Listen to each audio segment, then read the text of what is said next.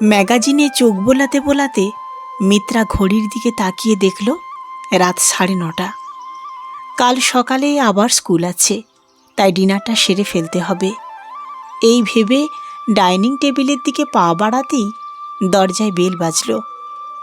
এখন আবার কে এলো? এই ভাবতে ভাবতে মিত্রা দরজা খুলে দেখল অনির্বাণ দাঁড়িয়ে। মিত্রা অনির্বাণকে দেখে বলল, তুমি এখন এখানে? আজ তোমার ম্যারেজ অ্যানিভার্সারির পার্টি চলছে না? অনির্বাণ ব্যস্ত হয়ে বলল, ঘরে ঢুকতে দেবে না? মিত্রা দরজা ছেড়ে সরে দাঁড়াতে অনির্বাণ ঘরে ঢুকে সোফায় বসল। মিত্রা বলল, তোমার ব্যাপারটা কি বলবে একটু? অনির্বাণ মিত্রার দিকে তাকিয়ে মুচকি হেসে বলল, তোমাকে একটু দেখতে ইচ্ছে করছিল, তাই চলে এলাম। মিত্রা রেগে গিয়ে বলল, আচ্ছা পাগল লোক তো, একদিন না দেখলে কী বা হবে এমন? এখন যাও তুমি, উর্মি যদি জানতে পারে কি হবে ভাবতে পারছো? অনির্বাণ মিত্রার চোখের দিকে তাকিয়ে বলল, তাড়িয়ে দিচ্ছ তাই তো? মিত্রা অনির্বাণের হাত দুটো ধরে বলল, প্লিজ অনি, ছেলে মানুষই করো না। অনির্বাণ মিত্রার কপালে আদর করে চলে গেল। অনির্বাণ চলে যাওয়ার পর অনেকক্ষণ দরজার কাছে দাঁড়িয়েছিল মিত্রা, আর ভাবছিল, এত ভালোবাসে মানুষটা আমায়, আজকের দিনেও ছুটে চলে এসেছে একটু চোখের দেখা দেখবে বলে। মাঝে মাঝে উর্মির ওপর খুব হিংসে হয় মিত্রার। মিত্রার মনে হয়, ইস, আমি যদি আজ উর্মির জায়গায় থাকতাম তাহলে অনিকে সর্বক্ষণের জন্যে নিজের কাছে পেতাম। মিত্রার সাথে অনির্বাণের বাসে আলাপ। গাড়ি খারাপ হয়ে যাওয়ায় তাড়াহুড়োর চোটে বাসে উঠে অনির্বাণ ভুল করে লেডিস সিটে বসে পড়েছিল। তখন বাসের কিছু মহিলা তেড়ে আসায় মিত্রা বলেছিল, আপনারা অযথাই উত্তেজিত হচ্ছেন, উনি কাজটা না বুঝেই করেছেন। সেদিন অনির্বাণ মিত্রাকে বলেছিল, ভাগ্যিস আপনি ছিলেন। সেই থেকে আলাপ, এবং অনির্বাণের অফিস আর মিত্রার স্কুল পাশাপাশি হওয়ার সুবাদে দেখা ঘনিষ্ঠতা হতে বেশি সময় লাগেনি।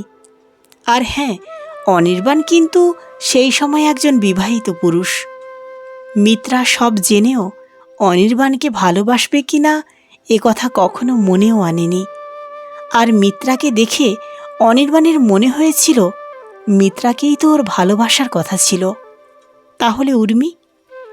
অনির্বাণ নিজের মনকে বারবার জিজ্ঞেস করেও এর কোনো সদুত্তর পায়নি। তাহলে কি দুজনকে একই সাথে ভালোবাসা যায়? কথাটা আজকাল অনির্বাণকে বড্ড ভাবায়। অবিবাহিতা মেয়ে বিবাহিত পুরুষকে ভালোবাসে জেনে মিত্রার বাড়ি থেকেও আজকাল খুব কম ফোন আসে। মিত্রার মা মাঝে মাঝে ফোন করে বলে, কেন নিজের জীবনটাকে নষ্ট করছিস? কিছুই তো পাবি না, শুধু কষ্ট ছাড়া। মিত্রা কিছুতেই মাকে বোঝাতে পারে না, এত হিসেব করে কাউকে ভালোবাসা যায় নাকি। মিত্রা জানে, দিনের শেষে অনির্বাণ শুধুমাত্র উর্মির, কোনো কিছু দাবিও করেনি কোনোদিনও। কত রাত নীরবে চোখের জল ফেলেছে, কিন্তু পরের দিন অনির্বাণকে দেখা মাত্রই সব রাগ অভিমান ধুয়ে মুছে গেছে। ঘরের আলো নিভিয়ে ঘুমানোর চেষ্টায় বালিশে মাথা রাখল মিত্রা। অনির্বাণ বাড়িতে ঢুকতেই অতিথিরা বলল, হারে কি হলো, হঠাৎ করে কোথায় গায়েব হয়ে গেলে ভাই? অনির্বাণ কিছু বলার আগেই উর্মি বলল, আর বলবেন না, সারাদিন শুধু কাজ আর কাজ। নিশ্চয়ই কোনো কল চলে এসেছিল, তাই তো অনির্বাণ? উর্মিকে আজ মিথ্যে বলতে পারল না অনির্বাণ, তাই হেসে এড়িয়ে গেল। উর্মি অপূর্ব সুন্দরী, রাস্তায় বেরোলে সবাই ওর দিকে বার দুয়েক তো তাকাবেই, এতটাই রূপের জৌলুস উর্মির। সেই তুলনায় মিত্রা অতি সাধারণ। অপরূপা না হলেও মিত্রার চেহারায় ব্যক্তিত্ব এবং বুদ্ধিমত্তার ছাপ স্পষ্ট। আজ উর্মিকে হীরের আংটি গিফট করেছে অনির্বাণ। পার্টি শেষ হয়ে গেলে খাটে বসে হাতের আংটিটা দেখছিল উর্মি।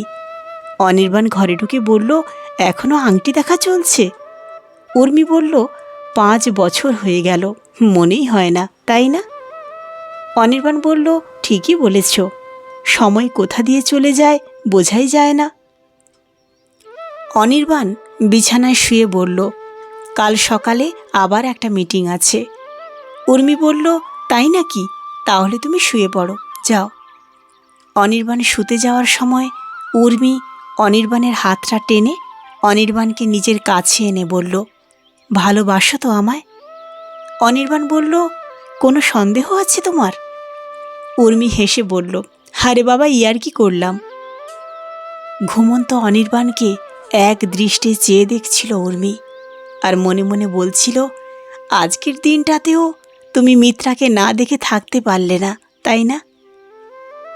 1 মাস আগে উর্মিকে ওর এক বান্ধবী জানিয়েছিল অনির্বাণ আর মিত্রার ব্যাপারে।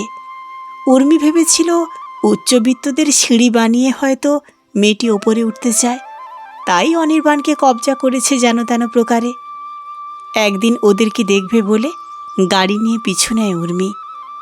অনির্বাণের ঝাঁ চকচকে অফিসের থেকে 10 মিনিট দূরে একটা ছোট বেসরকারি স্কুলে মিত্রা শিক্ষকতা করে।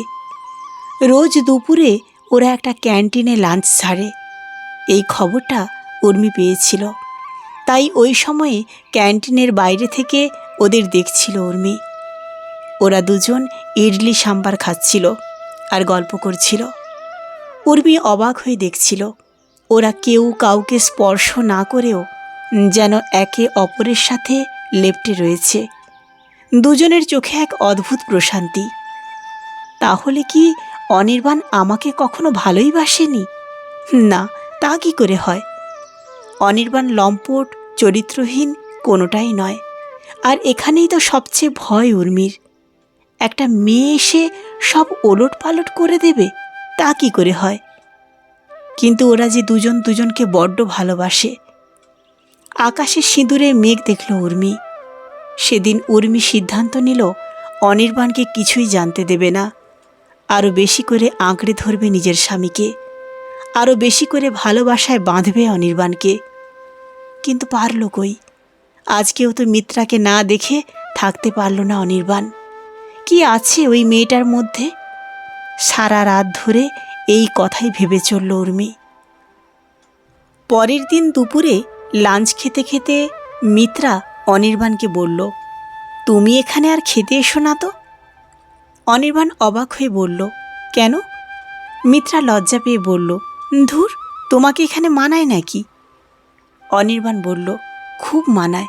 তোমাকে মানালে আমাকেও মানায়, বুঝলে? মিত্রা কিছুক্ষণ ইতস্তত করে বলল, কাল পার্টি কেমন ছিল?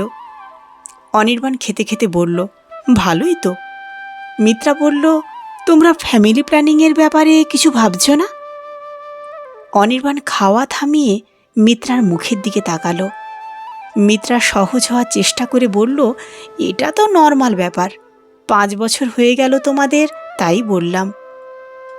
অনির্বাণ কোনো উত্তর না দিয়ে খাচ্ছিল। হঠাৎই মিত্রার 2 চোখ ফেটে জল এলো। বুকের কাছে কান্নাগুলো দলা পাকিয়ে উঠছিল।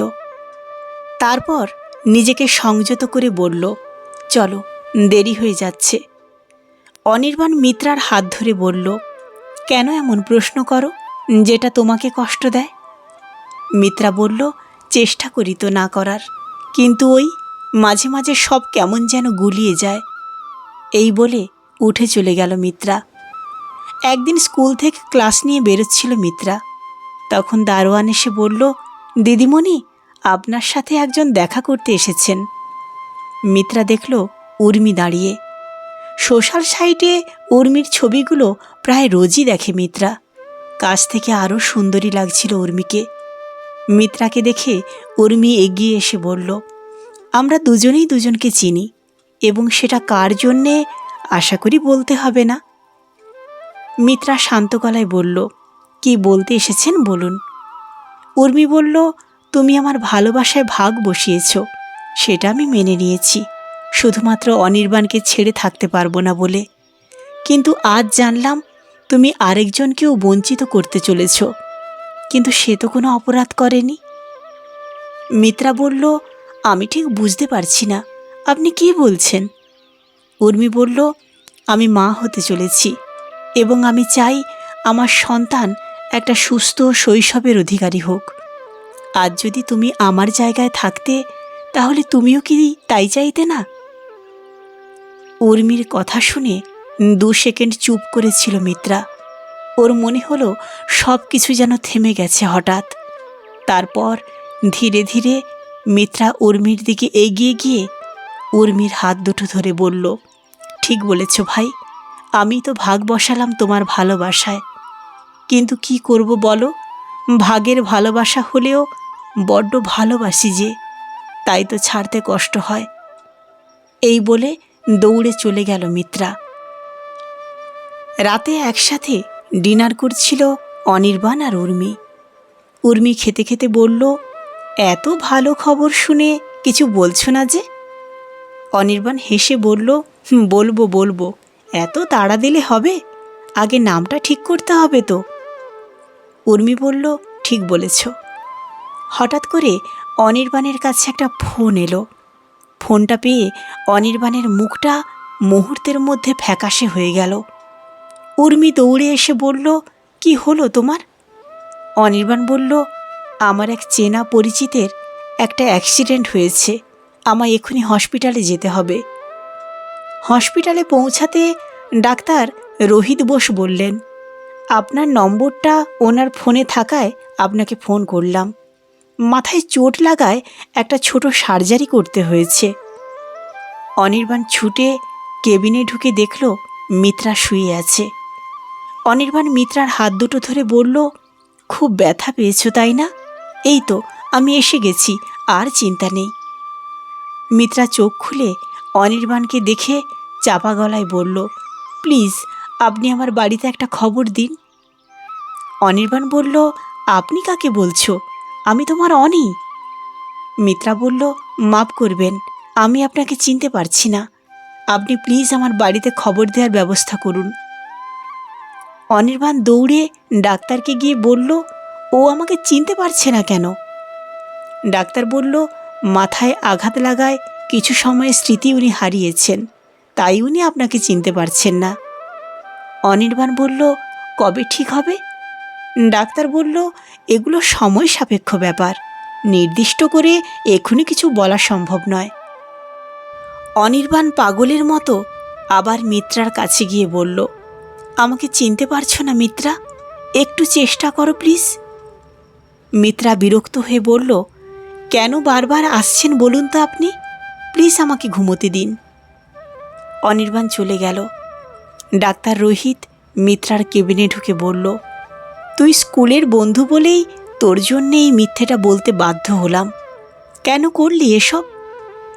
মিত্রা বেড থেকে উঠে বলল, তুই বুঝবি না, একটা ছোট্ট প্রাণকে কথা দিয়েছি যে আজ। রোহিত বলল, ছেড়ে থাকতে পারবি অনির্বাণকে? মিত্রা হেসে বলল, আজ রাতেই আমি কলকাতা ছেড়ে দিচ্ছি, কাল থেকে অনি আমাকে কোথাও খুঁজে পাবে না। এখানে থাকলে অনির কাছে ধরা পড়ে যেতাম, তাই তো ওকে দূরে ঠেলে দিলাম, নয়তো যেতে দেবে না আমায়। অনেক রাতে অনির্বাণ বাড়ি ফিরল। ওকে খুব অসহায় এবং বিধ্বস্ত দেখাচ্ছিল।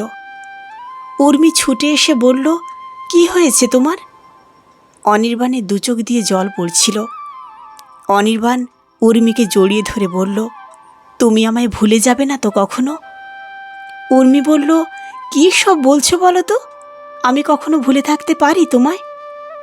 অনির্বাণকে ছুঁয়ে কেন জানি না উর্মির মনে হলো ওদের মাঝখানের দেওয়ালটা আর নেই। ঠিক আগের মতো প্রবল আবেগে অনির্বাণকে জড়িয়ে ধরল উর্মি। কলমে দেবযানী গুহ, পাঠে আমি সুদীপ্তা।